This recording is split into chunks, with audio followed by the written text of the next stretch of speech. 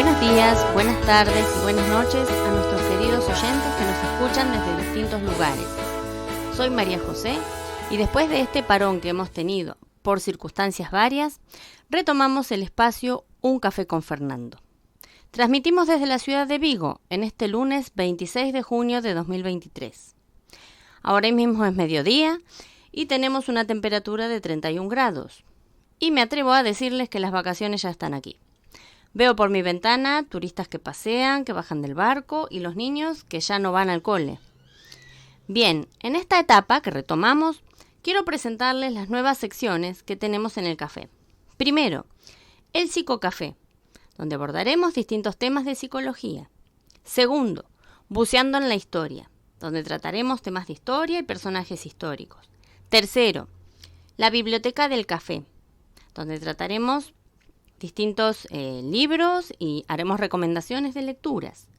Cuarto, una dosis de ciencia, donde hablaremos temas de ciencia. Quinto, números rojos, donde abordaremos temas de economía. Sexto, el rincón del derecho, en manos de quien les habla, donde trataré distintos temas de derecho. Y por último, séptimo, el botiquín del café, donde hablaremos distintos temas de salud. Y ahora damos paso a nuestra primera sección.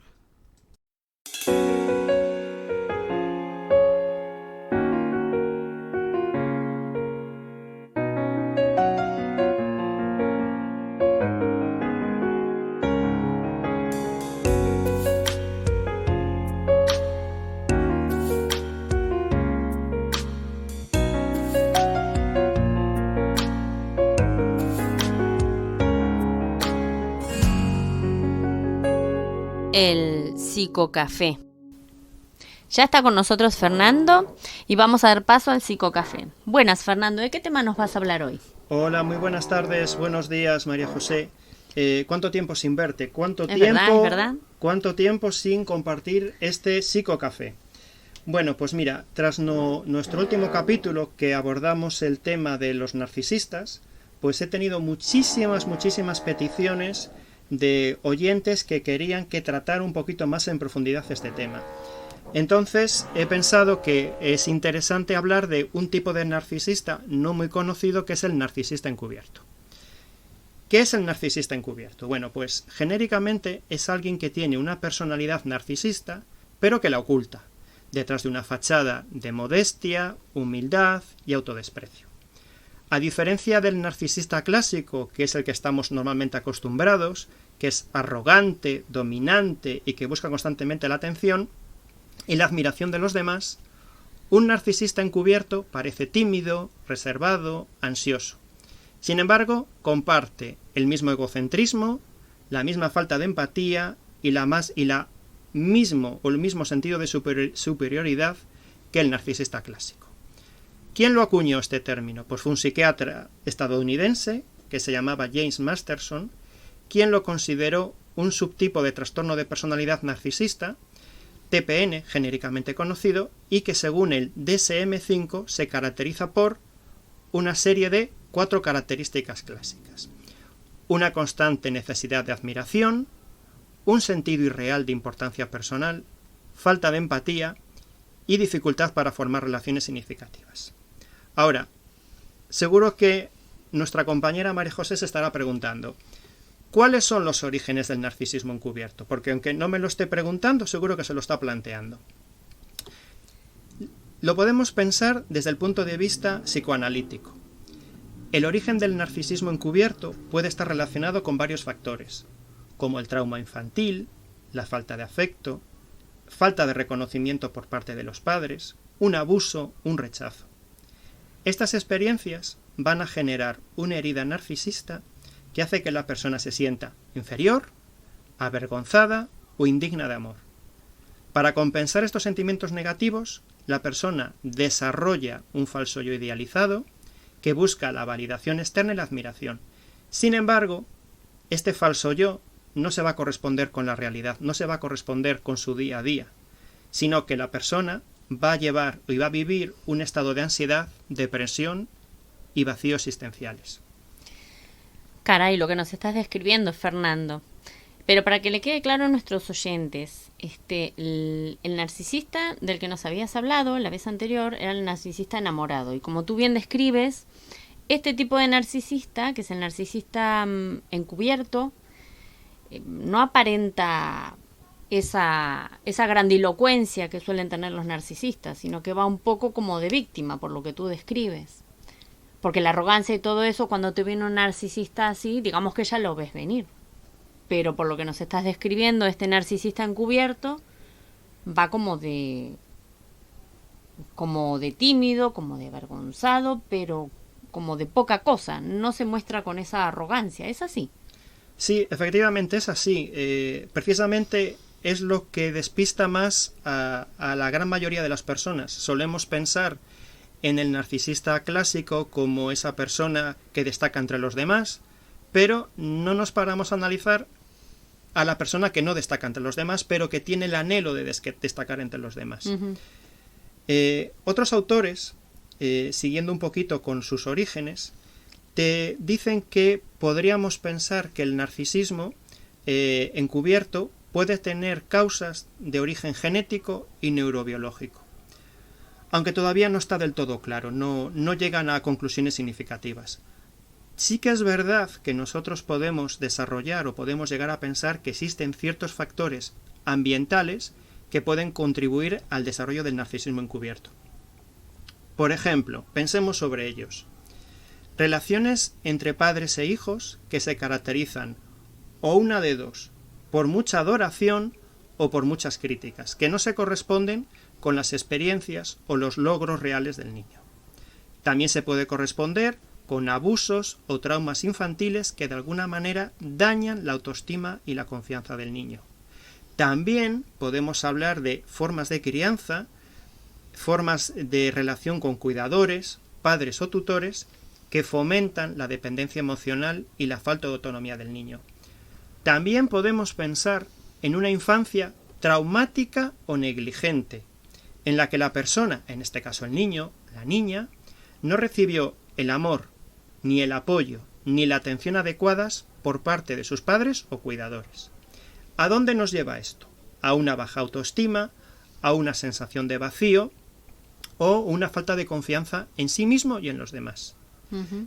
También podemos pensar que hay ciertos padres que generan una sobreprotección o una sobrevaloración hacia el niño, que le hacen pensar que esa persona es especial, perfecta, merecedora de todo. Esto genera una autoestima inflada, una sensación de tener derecho a un trato especial, a tener derecho y ser merecedora de todo, y sobre todo, muy importante, a no respetar los límites impuestos ni las normas sociales. Caray. Sí, este es todo un tema, Fernando. Es todo un tema. Es todo un tema porque los niños, evidentemente, si se les sobrevalora, como tú bien dices, se les sobreprotege, pero se les hace creer que es un ser especial, claro, va a generar, es que no va a ser, no se va a adaptar, va a tener faltas de adaptación y le puede traer repercusiones tanto en el ámbito familiar, escolar, social y por donde quiera que se mueva la criatura, claro. Lo vamos a ver más adelante cómo se debe tratar a un narcisista encubierto, cómo se deberían ser las terapias.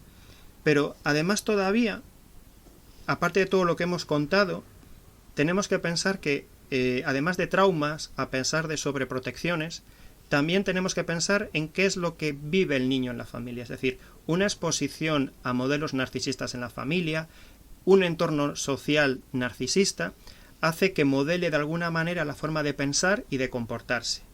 ¿Esto qué puede hacer? Que el niño, la niña, se identifique con unos rasgos narcisistas y por lo tanto tiende a imitarlos.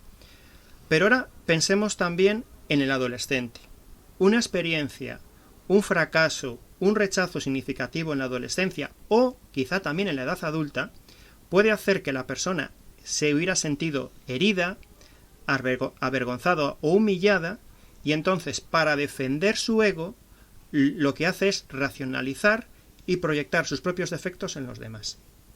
Ahora, en el día a día, ¿cómo nosotros podemos reconocer un narcisista encubierto? ¿Cómo sabemos cuando estamos hablando con alguien? ¿Cómo sabemos cuando trabajamos con alguien? Cuando tenemos un jefe, cuando tenemos un colaborador, un compañero en la facultad, ¿cómo sabemos que nos estamos encontrando a un narcisista encubierto? Sí, eso es curioso. ¿Cómo lo identificamos, no? Porque si se nos presentan... Claro, porque digamos que aquel que viene, que es egocéntrico, que es ególatra, que es lo más de lo más, digamos que ya lo vemos venir. Pero este tipo de narcisista encubierto, ¿cómo sabemos que estamos frente a él, Fernando? Pues mira, fíjate que son complicados de detectarlos, porque se esconden. Es decir, siempre ocultan sus intenciones y sus sentimientos. Pero si estamos atentos a algunos detalles, nos podemos dar cuenta. La primera característica: se sienten especiales o diferentes a los demás, pero al mismo tiempo se sienten incomprendidos o infravalorados. Se quejan de que la vida, de que la sociedad son injustos con ellos, de que no se les reconoce su valor, de que son sacrificados, incomprendidos por su pareja, por su familia, por sus amigos, por sus compañeros de trabajo, y generalmente los vamos a ver que se presentan como víctimas o como mártires. Suelen querer generar lástima, suelen querer generar compasión. ¿Por qué? Porque lo que buscan es atención y validación. Pero al mismo tiempo evitan asumir responsabilidades o enfrentan sus problemas. Segunda característica. Aquí nos vamos a dar cuenta muy fácil. Se sienten superiores a los demás, pero guardan rencor y resentimiento hacia quienes consideran que tienen más éxito que ellos, más poder o más reconocimiento. Tercera característica, muy fácil también de ver.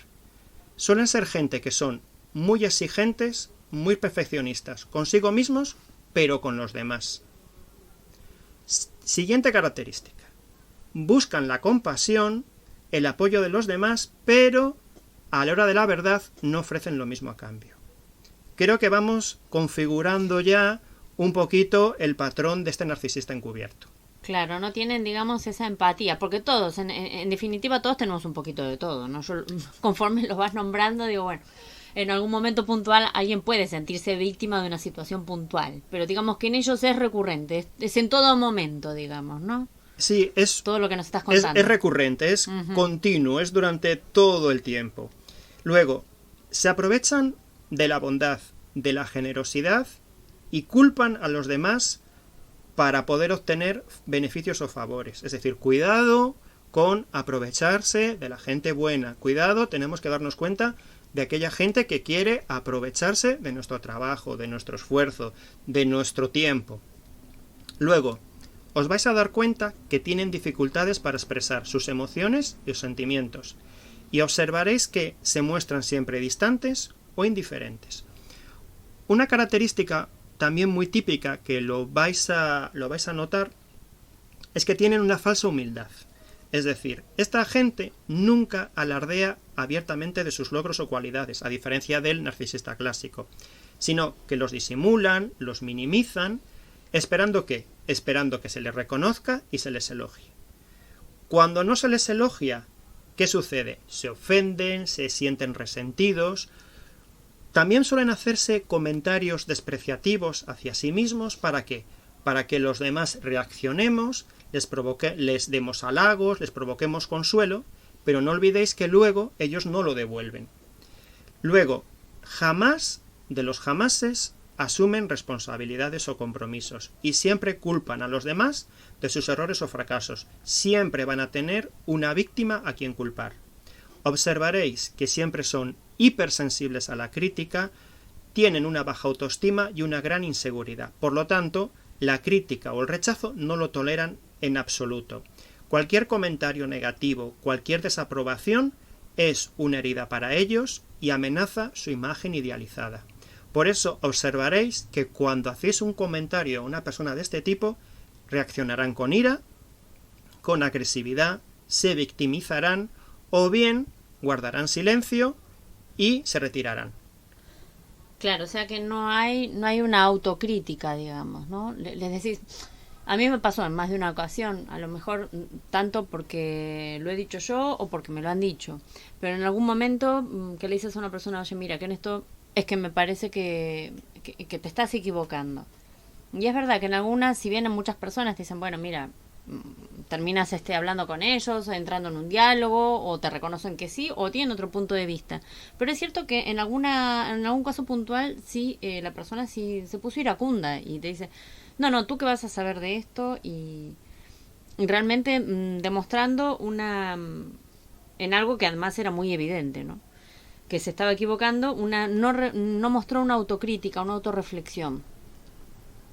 Es cierto, María. Es que suele ser así. Los observamos incluso con reacciones desairadas o reacciones estereotipadas que no tienen sentido para el comentario que se le está haciendo.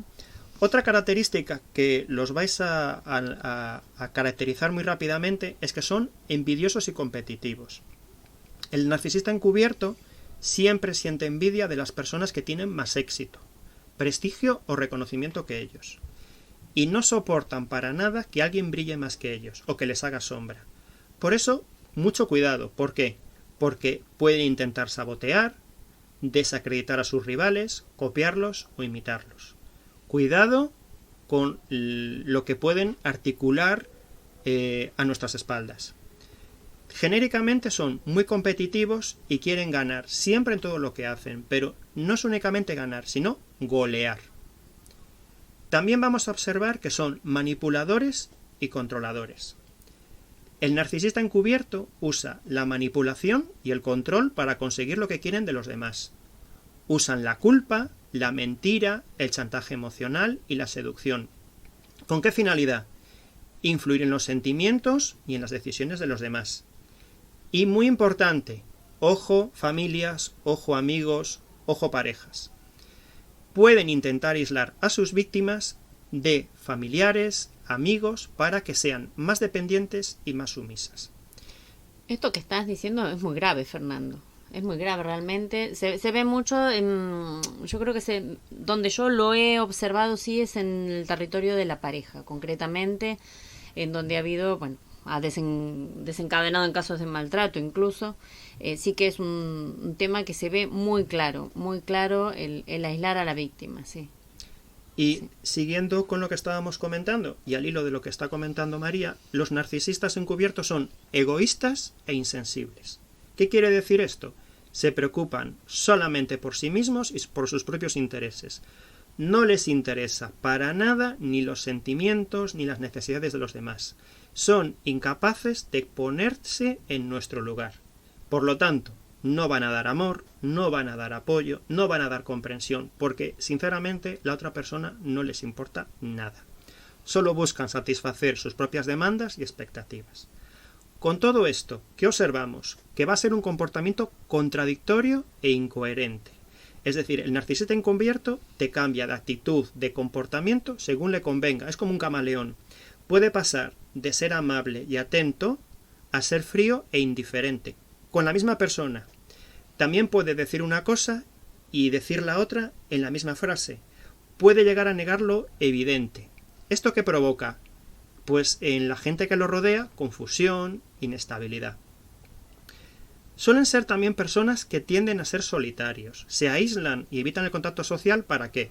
Para evitar la comparación, para evitar el miedo, sobre todo para evitar esa exposición a otra gente. Y por lo tanto, ¿qué va a pasar? Pues sufrirán de ansiedad, depresión, estrés y serán muy propensos a tener adicciones como forma de escapar de la realidad. Y por adicciones, pues pensemos en adicciones a drogas, videojuegos, lo que se os ocurra. Se enganchan como forma de escapar de la realidad. Y esto para nuestros oyentes que nos están escuchando, ¿no? Que seguramente más de uno estará pensando, me habré cruzado yo, y a algunos se le vendrá alguna imagen de alguien a la cabeza también. ¿Esto tiene solución, Fernando? ¿Tiene forma esto de revertirse en la personalidad de una persona? Porque, a ver, verdaderamente el cuadro que nos estás exponiendo es para echarse a correr, para echarse a temblar y salir corriendo. Entonces, ¿tiene solución? Ellos mismos me imagino que tampoco, es decir, no se reconocen narcisistas encubiertos, porque si tienen todas esas características no se autorreconocen. Si no hay autorreflexión no hay nada. ¿qué nos queda con esta gente? Pues, o sea, echarnos a temblar y salir corriendo, pero si caen en una terapia, por ejemplo, si caen en un psicólogo, en un psiquiatra, ¿esto tiene solución? La solución es muy complicada, es muy difícil. ¿Por qué? Porque, como bien comentabas, la persona narcisista suele negar o minimizar el problema. Y así es bastante complicado. Sin embargo, nosotros podemos trabajar mejorando la autoestima, podemos mejorar la empatía, las habilidades sociales con narcisistas, con lo que se refiere a narcisistas encubiertos. ¿Qué opciones tenemos? Pues mira, podemos trabajar con terapias cognitivo-conductuales, pues lo que buscamos de esta manera es cambiar los pensamientos y comportamientos negativos que alimentan al narcisista. Podemos trabajar con terapias dialéctico-conductuales, pues trabajar las terapias anteriores con técnicas de mindfulness, regulación emocional, para reducir el estrés y aumentar la tolerancia a la frustración. Podemos trabajar con terapias centradas en el cliente, pues se trata de crear una relación empática y respetuosa entre el terapeuta y el paciente para facilitar un crecimiento personal y fomentar el cambio. Y podemos trabajar con terapia familiar o de pareja que puede ayudar a mejorar la comunicación y la comprensión entre los miembros de la familia o de la pareja afectados por el narcisista encubierto. Ahora, ahora seguro que lo más importante o lo que todo el mundo se estará preguntando es, oye, ¿y esto cómo nos afecta a las relaciones? Es decir, porque podemos llegar a preguntar, sí. ¿puede afectarnos? Bueno, tenemos que tener muy claro que el narcisista encubierto es muy dañino. Implica una manipulación sutil y constante. No somos muchas veces conscientes de estar en manos de un narcisista encubierto.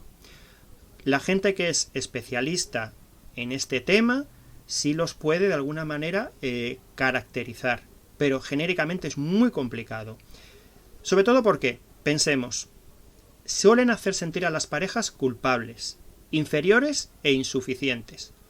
Pero ojo, al mismo tiempo exigen un apoyo incondicional y una admiración. Son celosos, controladores e infieles.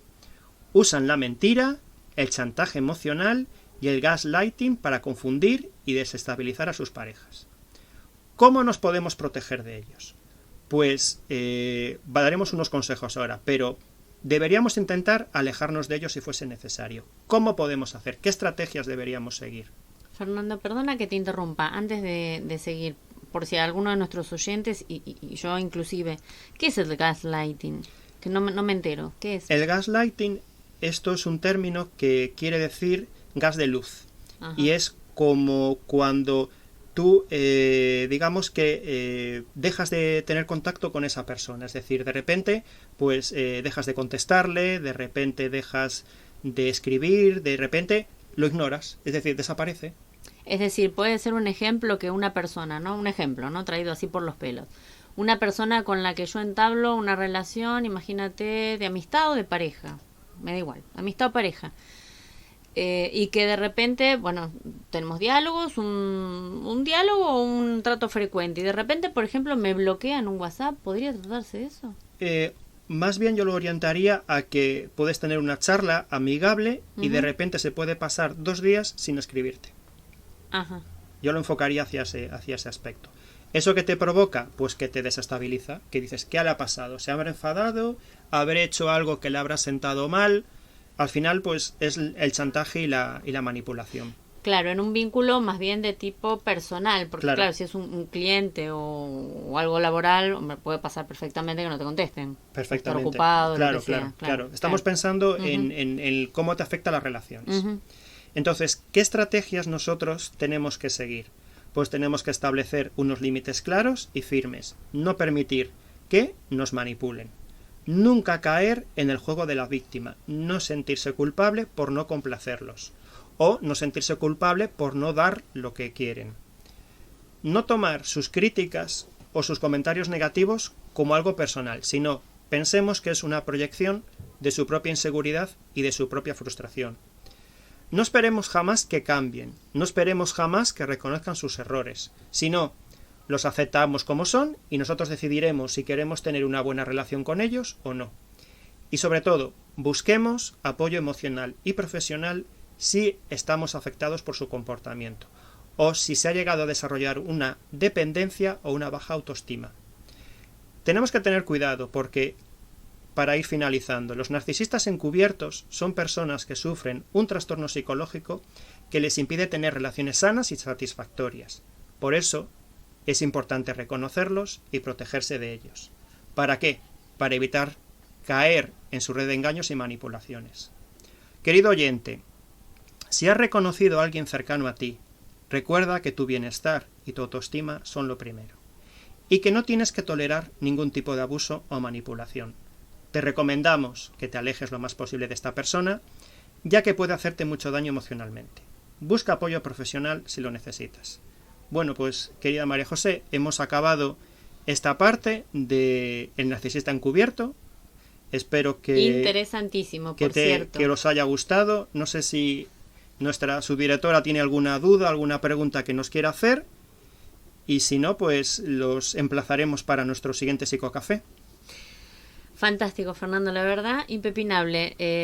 Después de escuchar todo esto, sí que me imagino que igual que a nuestros oyentes, alguna cara se nos aparecerá en nuestra mente de habernos cruzado con estos personajes. Realmente es para echarse a temblar. Quedamos en la siguiente sesión. Nos vemos en la siguiente sesión. Venga, hasta otro día. Hasta otro día.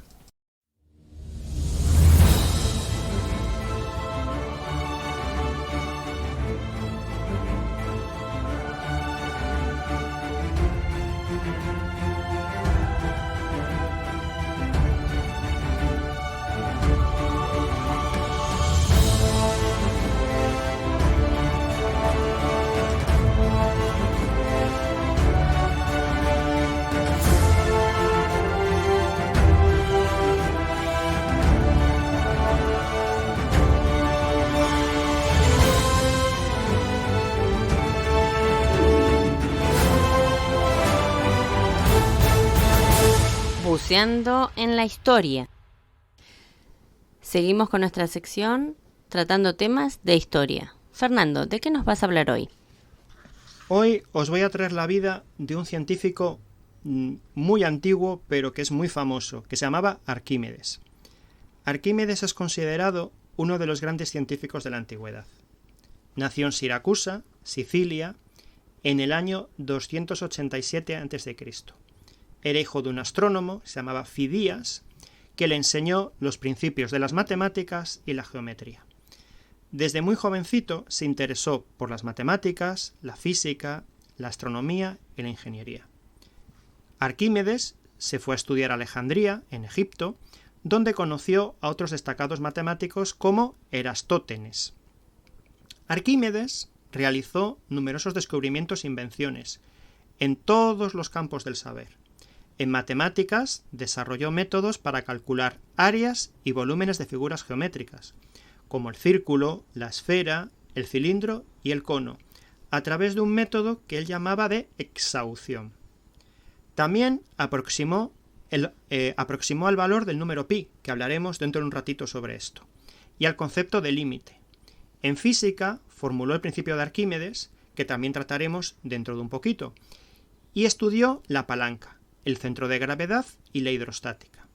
En astronomía construyó una esfera mecánica que representaba el movimiento de los planetas. Arquímedes se caracterizó por ser un inventor que trasladaba sus ideas a la práctica. Entre sus inventos más famosos se encuentra el tornillo de Arquímedes, que es una máquina que contiene una hélice dentro de un cilindro que podía transportar agua o granos a distinto nivel. La espiral de Arquímedes para poder medir distancias, la garra de Arquímedes, un dispositivo que se empleaba para levantar y hundir barcos enemigos, y el rayo de calor de Arquímedes, que era también un sistema de espejos para incendiar las naves romanas que asediaban Siracusa. Estos dos últimos inventos eran muy temidos por los ejércitos romanos. Dice la historia que Arquímedes murió en el año 212 a.C. durante la conquista romana de Siracusa. Fue asesinado por un soldado romano mientras estaba absorto en un problema geométrico. Veamos alguno de sus inventos y de sus logros más importantes. Vamos a hablar del principio de Arquímedes, que establece que todo cuerpo sumergido en un fluido experimenta un empuje igual al peso del fluido desalojado. Este principio explicaría por qué los barcos flotan en el agua o por qué los globos se elevan en el aire. A ver cómo fue la historia. Según la leyenda, Arquímedes descubrió este principio cuando el rey Hierón II le encargó comprobar si una corona que le habían hecho era de oro puro o contenía algún metal más barato. Arquímedes no podía dañar la corona, no podía fundirla ni cortarla para medir su densidad. El problema era bastante complicado y el rey le apremiaba mucho para resolverlo. Un día, mientras se bañaba, se dio cuenta de que el nivel del agua subía cuando él entraba en la bañera, y que esa cantidad de agua desplazada era igual al volumen de su cuerpo. Entonces se le ocurrió que podía sumergir la corona en agua y comparar el volumen de agua desplazada con un lingote de oro del mismo peso. Si la corona era de oro puro, tendría el mismo volumen que el lingote, pero si tenía algún metal menos denso, ocuparía más espacio y desplazaría más agua. Se dice que Arquímedes estaba tan emocionado con este descubrimiento que salió corriendo desnudo por las calles gritando «Eureka», que significa «lo encontré». Otro de los logros de Arquímedes fue el desarrollo de la estática. La estática es una rama de la mecánica que estudia el equilibrio de fuerzas sin movimiento. Arquímedes formuló el concepto de centro de gravedad y el principio de la palanca, y de alguna manera lo que le permitía era poder mover otros objetos usando barras y variando su punto de apoyo. De hecho, una famosa frase que tiene Arquímedes es que dice: «Dadme un punto de apoyo y moveré el mundo». Otro logro de Arquímedes fue la aproximación del número pi, pero esto lo contaremos dentro de un rato. En conclusión, Arquímedes es considerado uno de los genios más brillantes de la historia. Sus aportes a la ciencia fueron fundamentales para el desarrollo posterior del conocimiento. A día de hoy sigue siendo estudiado. Sus obras se conservan en parte gracias al Palimpsesto de Arquímedes, que es un manuscrito medieval que contiene algunos de sus textos originales, y Arquímedes es recordado por muchas de sus grandes frases. Está considerado dentro de los matemáticos de la antigüedad como uno de los 3 más grandes, conjuntamente con Euclides y Apolonio. Impepinable, la verdad me he quedado fascinada, Fernando, pero también me quedó una duda. ¿Qué pasó con la corona? ¿Era de oro o no? La corona era falsa, el joyero había engañado al rey. Madre mía. Y no contaba con el descubrimiento de Arquímedes, con lo cual, al verse descubierto, huyó y fue posteriormente castigado, claro. Caray. Muchísimas gracias, Fernando. Gracias a vosotros.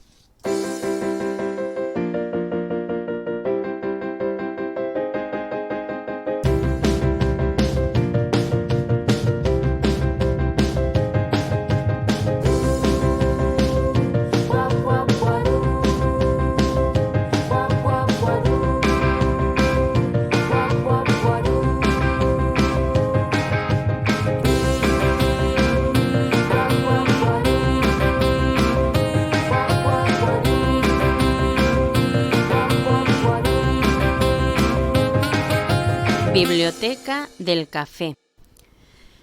Seguimos con nuestra sección de la biblioteca. Fernando, ¿de qué tema nos vas a hablar?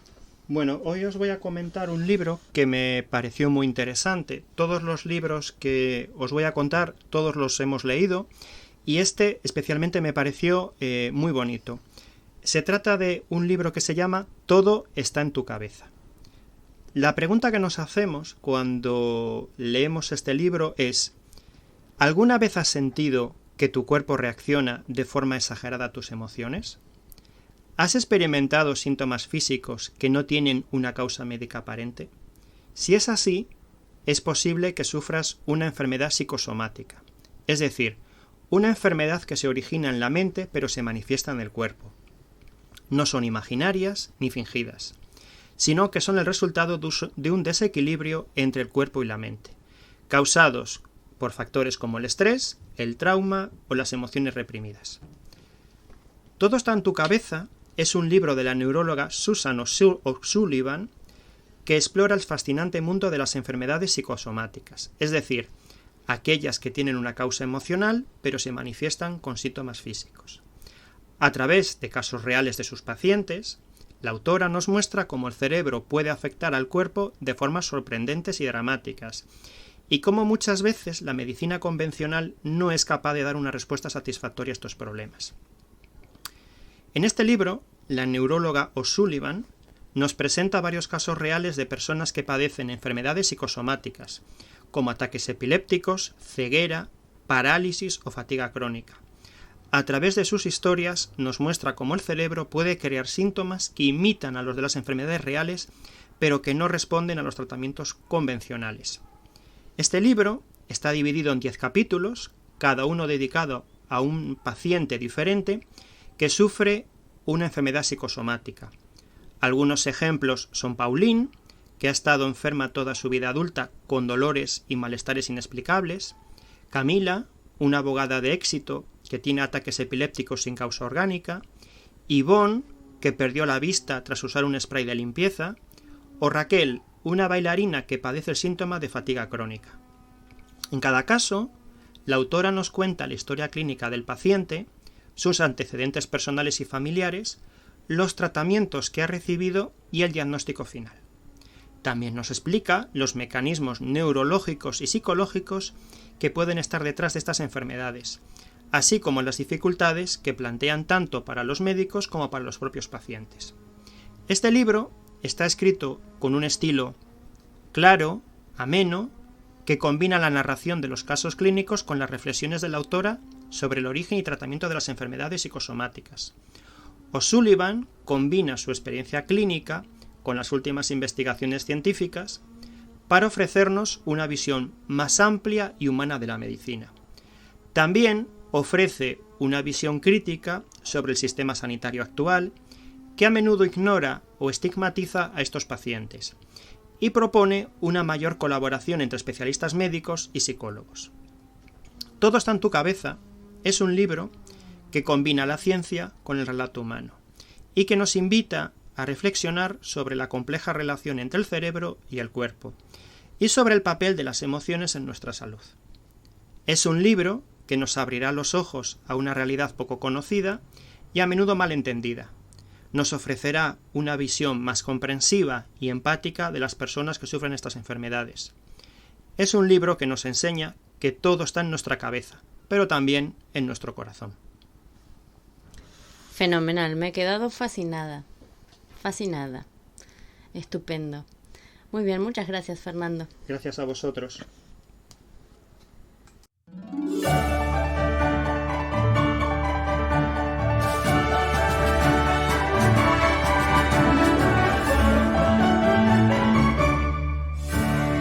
Una dosis de ciencia. Ahora hablaremos de ciencia. Fernando, ¿de qué tema nos vas a hablar? Para inaugurar esta nueva sección, pues he pensado que podemos hablar de algo que en todo momento siempre sale, que es el número pi. El número pi es una de las constantes matemáticas más importantes y fascinantes que existen.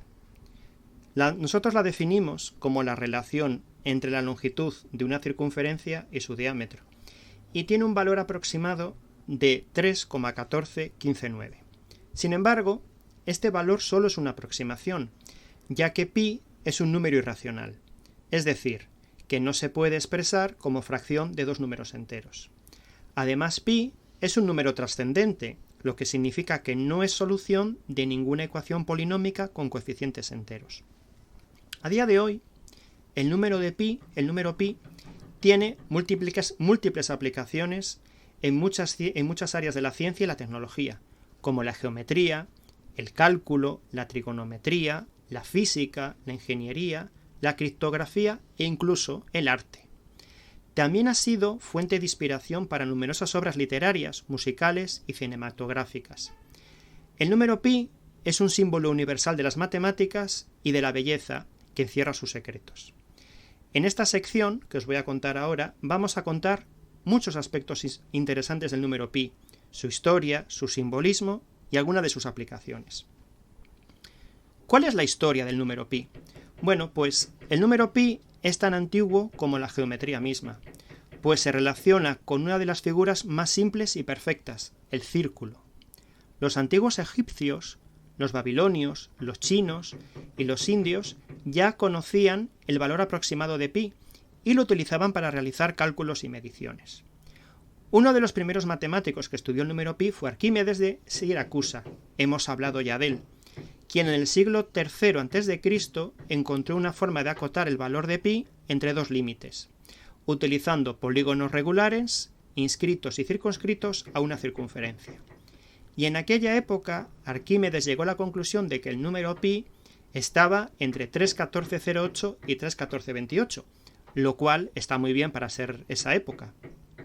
Posteriormente, otros matemáticos como Ptolomeo, Liu Hui, Zhu Chonghui, Fibonacci, Viete, Wallis, Newton y Leibniz fueron refinando el cálculo de pi con diferentes métodos, fórmulas, llegando a obtener cada vez más y más decimales y con mayor precisión.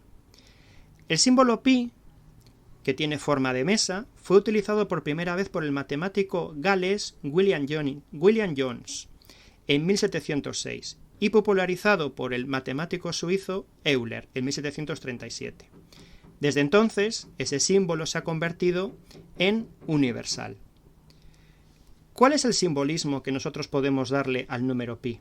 Pues este símbolo tiene una gran influencia en la cultura y el arte, debido a una naturaleza misteriosa e inagotable. Algunos lo consideran como un símbolo de perfección, de armonía, de belleza, de infinitud. Otros lo ven como un síntoma, como una representación de lo irracional, lo impredecible, lo caótico y lo trascendente. El número pi ha inspirado numerosas obras literarias, musicales, cinematográficas, como por ejemplo la novela La vida de Pi, de Jan Martel, la película Pi, el orden del caos, de Darren Aronofsky, la canción Lateralus de Tool o el cuadro Círculo cromático basado en Pi, de Martin Krinsky. Pero pensemos, ¿cuáles son las aplicaciones que tiene el número pi? Muchísimas.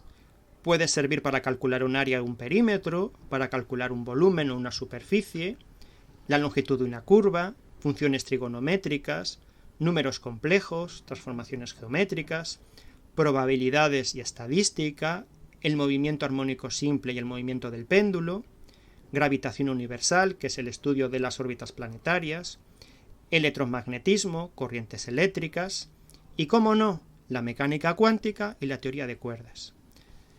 Como podemos ver, el número pi es un concepto fascinante que nos permite comprender el mundo que nos rodea, sus leyes naturales. Sin embargo, plantea grandes interrogantes. ¿Hasta qué punto tenemos o alcanzamos los límites del conocimiento humano y del conocimiento de la realidad y de la naturaleza? El número pi sigue siendo motivo de interés, de curiosidad, de investigación. Cada vez hay algoritmos y programas informáticos que permiten calcular más y más decimales de pi.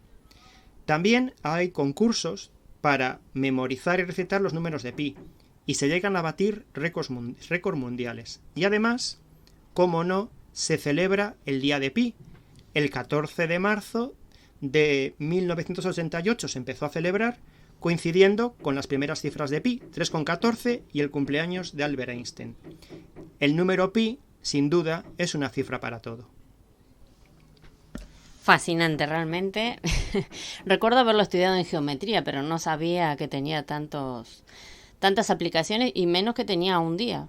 Vamos, sí, el 14 de marzo. Tiene el día 14 de marzo, sí, coincidiendo con el cumpleaños de Einstein. ¿Quién lo iba a decir que el número pi, eso que estudiábamos en geometría o en trigonometría, tendría tantas facetas? Es verdad. Muchísimas gracias, Fernando. Gracias a vosotros.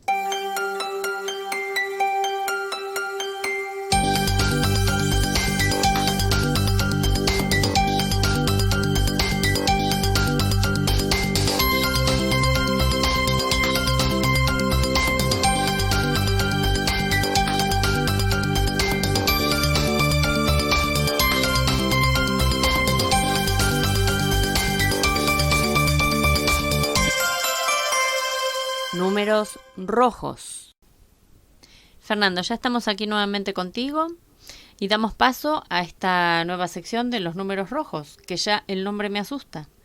¿Por qué números rojos, Fernando? ¿De qué vamos a hablar?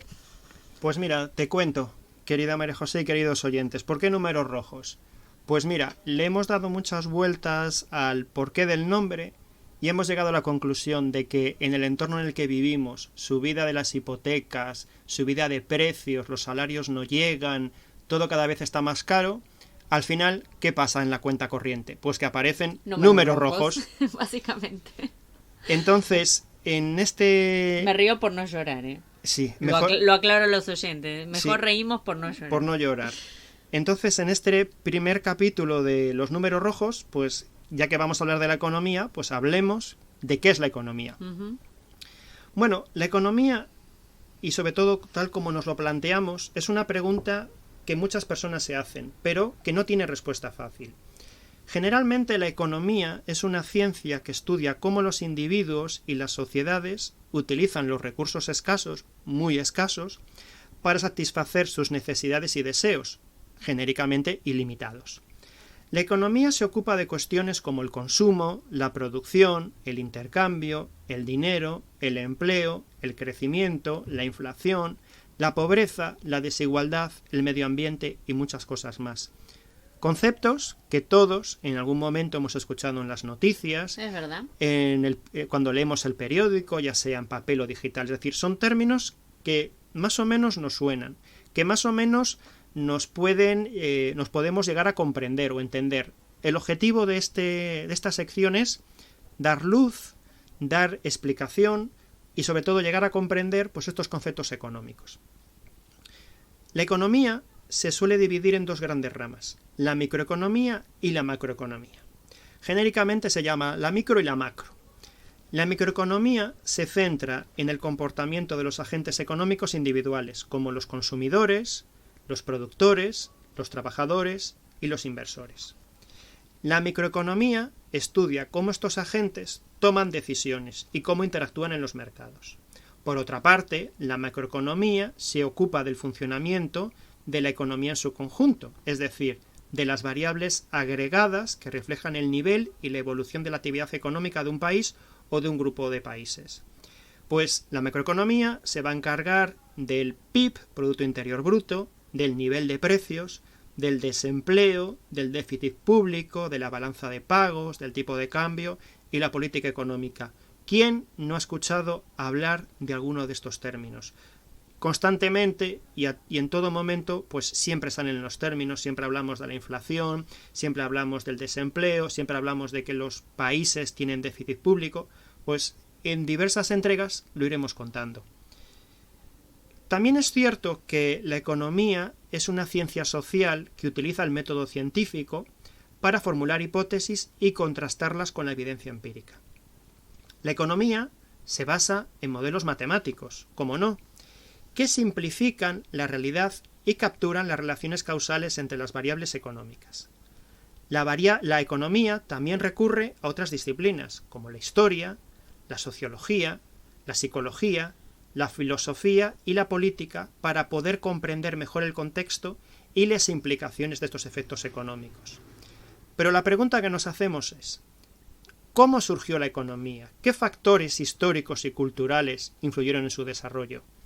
Vamos a ver un poquito, ver un poquito de historia a nivel muy sencillito y sin mucha complicación. Sí, qué interesante. Uh-huh. ¿De dónde viene la palabra economía? Pues la palabra economía viene del griego oikonomía, que significa administración del hogar. Los antiguos griegos fueron los primeros en reflexionar sobre los problemas económicos, como la escasez, la riqueza, el comercio y la justicia. Fijaros, otra contribución de la civilización griega. Hemos hablado de Arquímedes y ahora estamos otra vez hablando de los griegos. Entre los filósofos griegos más destacados que abordaron estos temas estaba Platón, Aristóteles, Jenofonte y Epicuro. Ellos sentaron las bases de la economía como una rama de la ética y de la política. En la Edad Media, la economía estuvo marcado por el predominio de la religión y la tradición. La Iglesia Católica estableció normas morales sobre el uso del dinero, el interés, la propiedad y el trabajo. Los escolásticos como Santo Tomás de Aquino intentaron conciliar la fe y la razón en sus análisis económicos. Por otra parte, y en esta época, el feudalismo fue el sistema económico dominante en Europa, basado entre la relación entre los señores y los vasallos. Avanzamos un poquito en el tiempo y nos vamos a la Edad Moderna. Aquí, la economía experimentó grandes cambios debido a la expansión del comercio mundial, el surgimiento del capitalismo y el desarrollo de la ciencia y de la tecnología. Alguno de los acontecimientos más relevantes fue el descubrimiento de América, la Revolución Industrial, la Ilustración. En este contexto aparecieron los primeros economistas modernos como Adam Smith, David Ricardo, Thomas Malthus, Johann Stuart Mill. Ellos se dedicaron a estudiar el funcionamiento de los mercados, el papel del Estado y las leyes que rigen la producción y el consumo. Avanzamos un poquito más en el tiempo. En la Edad Contemporánea, la economía se consolidó como una ciencia autónoma y diversificada. La complejidad de los fenómenos económicos y sociales dio lugar a diferentes escuelas del pensamiento, como el marxismo, el marginalismo, el keynesianismo, el monetarismo y el neoliberalismo. Además, surgieron nuevas ramas de la economía que pretendían un estudio más matemático, como por ejemplo la economía, la econometría, la economía ecológica. La economía también se ha visto afectada por numerosas crisis económicas, las guerras mundiales, la globalización y el cambio climático. Todas ellas se pretende que sean explicadas por la economía. Como podemos ver, la economía tiene una larga e interesante historia, que refleja las transformaciones de las sociedades humanas a lo largo del tiempo. La economía no es solo números, no solamente gráficos, sino también valores e ideas. En conclusión, la economía es una ciencia útil y relevante para entender el mundo que nos rodea y para mejorar nuestro bienestar individual y colectivo. La economía nos ayuda a tomar decisiones racionales e informadas sobre cómo asignar nuestros recursos escasos y cómo enfrentar los problemas económicos que nos afectan. La economía también nos permite evaluar las consecuencias de las políticas económicas que implementan los gobiernos y las instituciones internacionales. La economía es una ciencia viva y dinámica que se adapta a los cambios sociales, tecnológicos y ambientales que ocurren en nuestra sociedad. Es, por lo tanto, una materia que vale la pena aprender y conocer. Desde luego, y tanto. Muy bien, Fernando, muchísimas gracias por esta aportación que nos has hecho de lo que es la economía. Nos vemos en el siguiente capítulo. Un placer, María José. El placer es mío.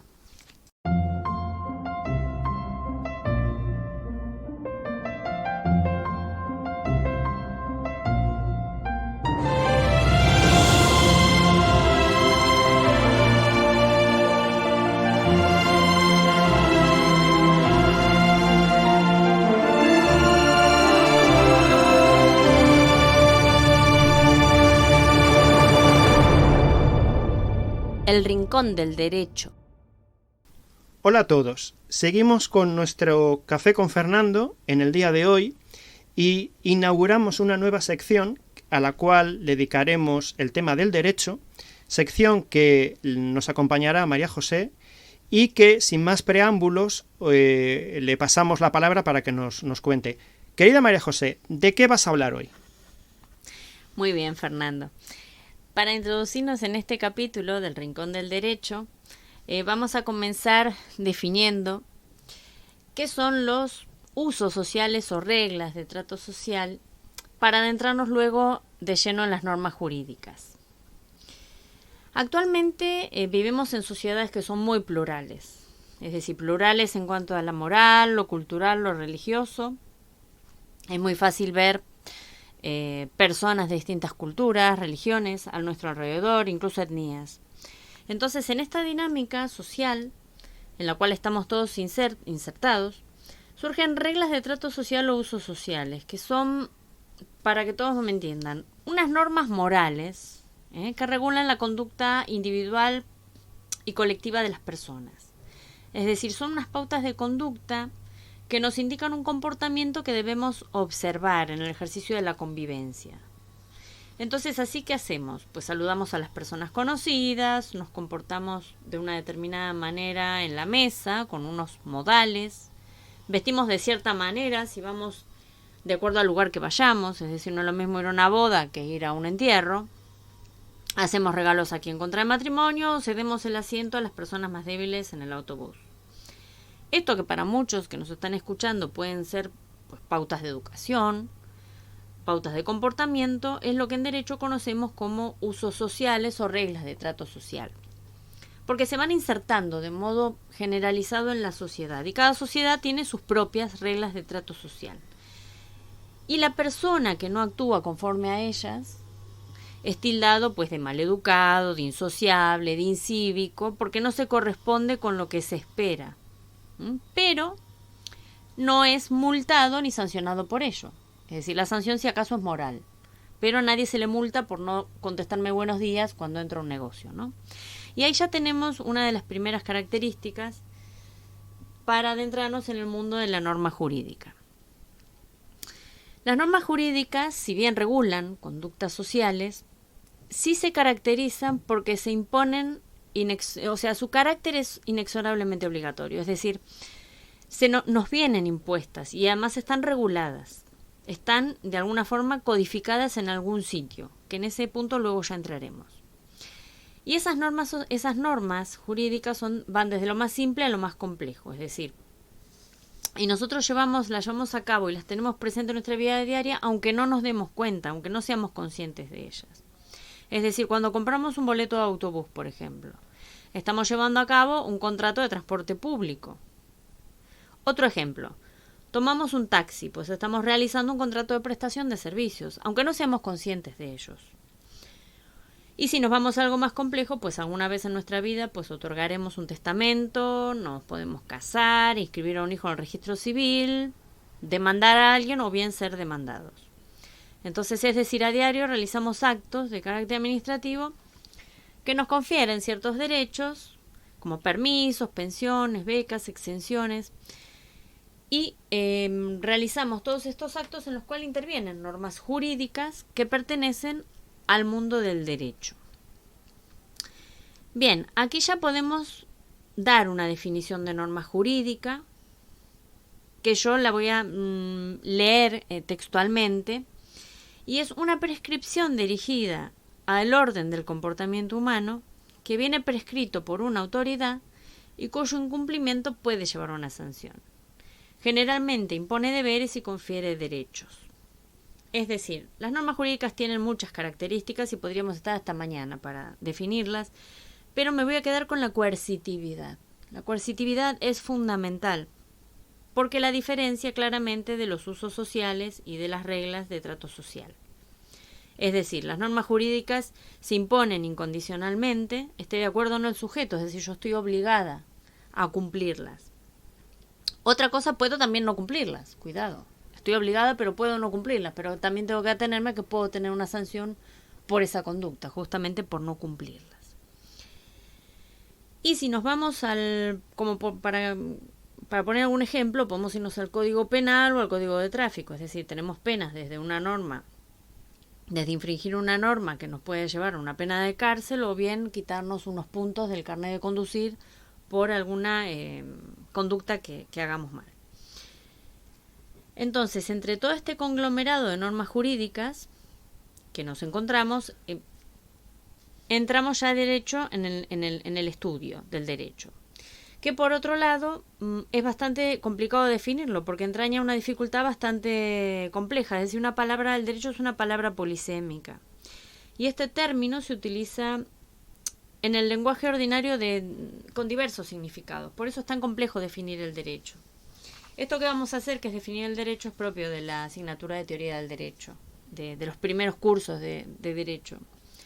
Cuando hablamos de derecho, fíjense que podemos usarlo de sinónimo de norma, como acabo de explicar ahora las normas jurídicas, para referirnos a las normas que están vigentes en un país. Por ejemplo, aquí tenemos el derecho español. Pero también podría hablar de un tiempo determinado, como el derecho medieval. También lo utilizamos como facultad o poder es decir, cuando nos referimos a los derechos subjetivos, es decir, tengo derecho a tal cosa, la ciencia misma del derecho, como una realidad jurídica, o también como sinónimo de justicia, no hay derecho a que pase tal cosa. Es decir, utilizamos la palabra derecho para con muchos significados. Y esta polisemia hace tanto difícil a veces encontrar una definición exacta del derecho. Pero yo lo voy a definir de la siguiente manera. Como un sistema de principios y normas, generalmente inspirados en ideas de justicia y orden, que regula la conducta humana en toda sociedad y cuyo cumplimiento puede imponerse de forma coactiva por el poder público. A poco iremos desarrollando cada uno de estos temas, pero también voy a pasar ahora a clasificar los distintos tipos de derechos que existen, que también podría estar hasta mañana definiéndolos, pero vamos a dar los principales, que nuestros oyentes lo pueden escuchar y para que sepan de qué va. Hablamos de derecho objetivo o positivo cuando hablamos de normas que han estado o están vigentes en una determinada sociedad. Por ejemplo, un derecho positivo o objetivo es que la mayoría de edad es a los 18 años cumplidos, ahora mismo en España. Cuando hablamos de derecho subjetivo, hacemos referencia a las facultades o poderes que ostentan los sujetos frente a otros. Es decir, yo tengo derecho a determinada cosa. ¿Pero por qué? Porque hay un derecho objetivo o positivo que así me lo otorga. Es decir, yo ejerzo ese derecho subjetivo. Por ejemplo, pues obtener un subsidio, dígase de desempleo, obtener una pensión de discapacidad. ¿Por qué tengo ese derecho subjetivo? Pues porque hay una norma en el derecho objetivo o positivo que así me lo concede. Cumplo yo todos los requisitos y entonces puedo ostentar ese derecho subjetivo. Y después tenemos una clasificación más variada, pero que la vamos primeramente a dividir en dos. El derecho público y el privado. El público, que contiene todas las normas que regulan una relación jurídica en la cual siempre va a intervenir un sujeto investido de potestad pública. Hablamos del Estado, pero concretamente en el Estado español, que tenemos pues una administración pública muy amplia, dígase comunidades autónomas, dígase diputaciones, dígase las entidades locales.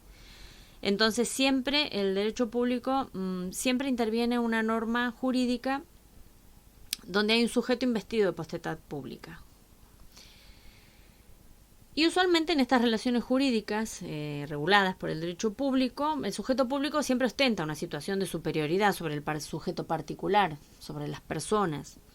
Entonces, debido a que se considera que el sujeto público pues representa el interés general, ¿no?, frente al interés privado de los particulares. Por eso estas normas del derecho público se dice que son preceptivas y que excluyen los pactos en contrario, porque ya vienen preestablecidas. Y porque no se pueden pactar como si fuésemos dos sujetos independientes pero en igualdad de condiciones con el Estado, ¿no es cierto? Y a diferencia del derecho privado, sí regula esas relaciones jurídicas entre sujetos particulares. Tenemos el derecho laboral, que regula las relaciones entre trabajadores y la patronal, el mercantil, el civil, con todas las relaciones intrafamiliares. Entonces son normas que suelen ser dispositivas y que sí aceptan el pacto en contrario. Tienen que ver con la voluntad, permiten la voluntad de las personas, porque nosotros, como yo que soy una particular con otro particular, pues puedo establecer pues desde un contrato de alquiler o desde un contrato de una prestación del servicio del que sea, y en igualdad de condiciones, que no es lo mismo que un sujeto privado pues con el Estado. Entonces, estas son las clasificaciones básicas que vamos a hablar en el día de hoy respecto del derecho, de las normas jurídicas y de los usos sociales y las reglas de trato social.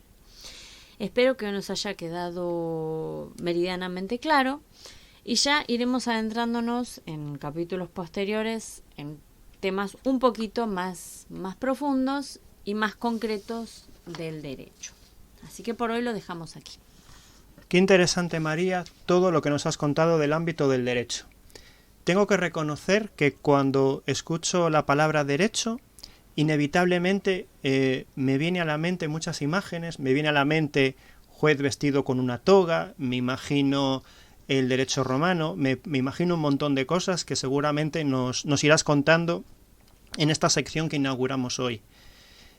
No se vayan todavía, todavía nos queda un ratito más de Café con Fernando, y en nuestra siguiente sección hablaremos de un tema muy importante en esta época, en este tiempo que vivimos ahora del verano, donde hablaremos de la insolación y del golpe de calor. No se vayan.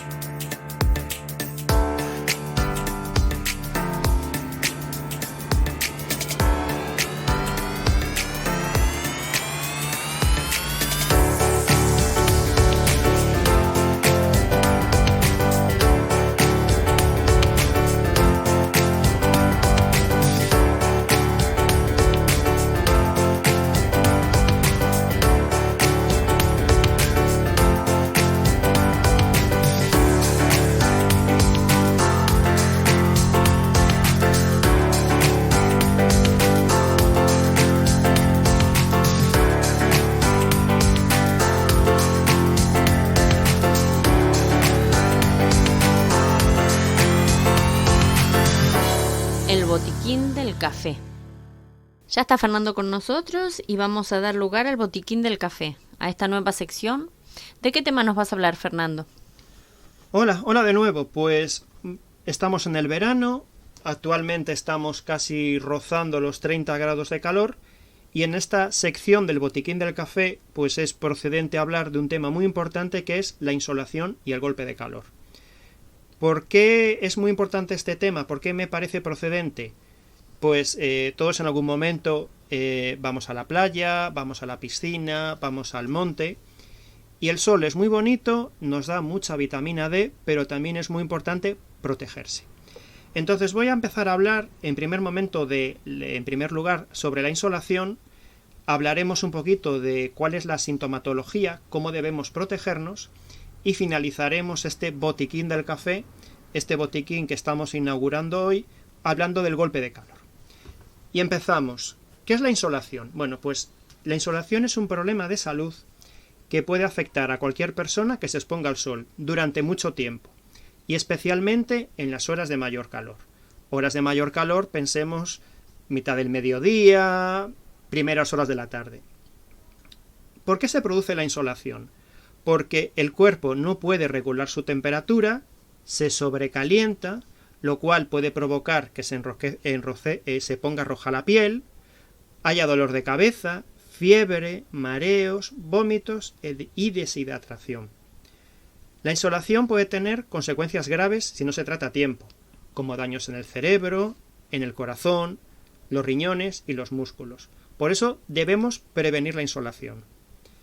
¿Qué pautas tenemos que seguir? Bueno, pues hay que evitar la exposición al sol entre las 12 y las 16 horas, que son las horas más calurosas. Usar un protector solar adecuado para cada tipo de piel, y aplicarlo y volverlo a aplicar cada 2 horas, o después de bañarse o sudar. Vistamos siempre ropa ligera, holgada, colores claros, que reflejen la luz solar y no absorban el calor. Cubrirnos la cabeza con un sombrero, con una gorra, y usar gafas de sol para proteger los ojos, que las gafas de sol sean adecuadas. Bebamos abundante agua, líquidos frescos, que no tengan alcohol ni cafeína. Lo ideal es mantenerse hidratado. Busquemos lugares con sombra, ventilados, cuando se esté al aire libre, y evitar hacer ejercicio físico intenso. Si sospechamos que alguien tiene una insolación, ¿qué tenemos que hacer? Lo primero, tenemos que actuar rápidamente para bajar su temperatura y evitar complicaciones. Pues medidas que podemos tomar, pues llevar la persona a un lugar fresco y con sombra, si puede ser con aire acondicionado o ventilador. Quitarle la ropa excesiva, aplicar compresas frías en el cuerpo, especialmente en la frente, cuerpo, axilas y las ingles. Ofrecerle agua y líquidos rehidratantes, que los beba lentamente, a sorbos. Asegurarnos que esté consciente y no vomite. controlar su estado de consciencia, sus signos vitales, como el pulso y la respiración, y llamar al servicio médico de urgencia o trasladar a la persona al hospital si los síntomas no mejoran o empeoran. En España, servicio médico de urgencia lo llamamos a partir del 112. El 112 es un número que funciona en teléfonos, sin PIN, en cualquier circunstancia, con lo cual siempre tengamos a mano el 112. La insolación es una situación que se puede evitar con precaución y con cuidado. Es muy importante estar atento a los síntomas y actuar con rapidez si se presenta. La finalidad es que podamos disfrutar del sol sin poner en riesgo la salud. Importantísimo, ¿eh? Importantísimo. En esta época de calor siempre estamos, siempre hay que estar alerta a las temperaturas, preferentemente no salir en ciertas horas, ¿no es cierto? Salvo que sea estrictamente necesario, sobre todo cuando pronostican que va a ser un calor importante. Sobre todo cuando pronostican que hay olas de calor, es muy importante. Uh-huh. Mira, María, hay otro hecho también, y queridos oyentes, hay un hecho muy importante. Muchas veces lo hemos escuchado en las noticias. Hemos escuchado, una persona se murió por un golpe de calor. ¿Y qué será eso de un golpe de calor? Bueno, primero es una situación muy grave, que sobre todo puede poner en riesgo la vida de una persona. Se produce cuando la temperatura corporal supera los 40 grados centígrados. Mucha atención. Lo que puede provocar daños en el cerebro y otros órganos vitales. ¿Por qué puede deberse? Pues a una exposición prolongada, a un ambiente caluroso y húmedo, o un esfuerzo físico intenso a altas temperaturas. Pensemos en trabajadores, gente que está haciendo mantenimiento, 12 de la mañana, 1 de la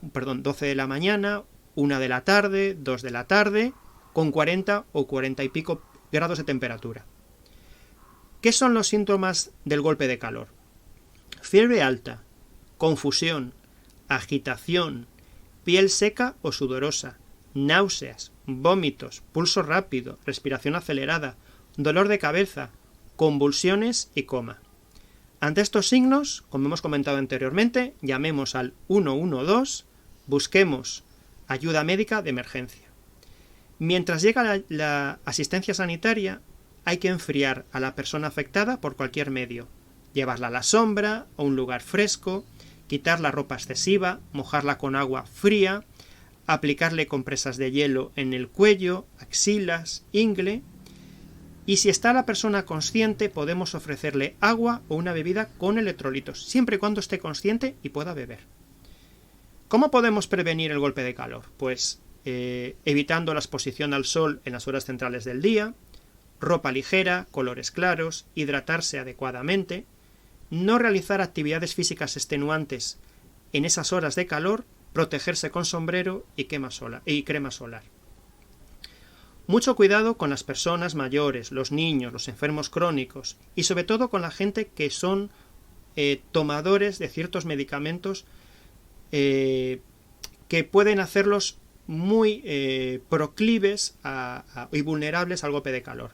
Debemos todos nosotros extremar las precauciones. Y hemos llegado hasta aquí en este café de hoy. Yo ya solo me queda despedirme hasta el siguiente café. Os dejo con la subdirectora, con María José, y nos emplazamos para el siguiente café. Perfecto, Fernando. Una última cosa antes de cerrar este interesantísimo capítulo, por cierto, en esta época del año. Las bebidas con electrolitos de las que hablabas, ¿son, por ejemplo, el Aquarius? El Aquarius, sí. Gatorade también para los que nos escuchan desde Argentina. Son bebidas isotónicas. Sí, sí. Perfecto, fenomenal. Bueno, pues nos vemos en la siguiente sección. Pues un placer, María José, y nos emplazamos en el siguiente capítulo. Después de este día intenso, vamos apagando la cafetera. Esperamos les haya gustado las nuevas secciones del café, que hayan disfrutado de este humilde espacio, así como de nuestra compañía, y les emplazamos para nuestra próxima entrega de Un Café con Fernando. Hasta la próxima. Sean felices.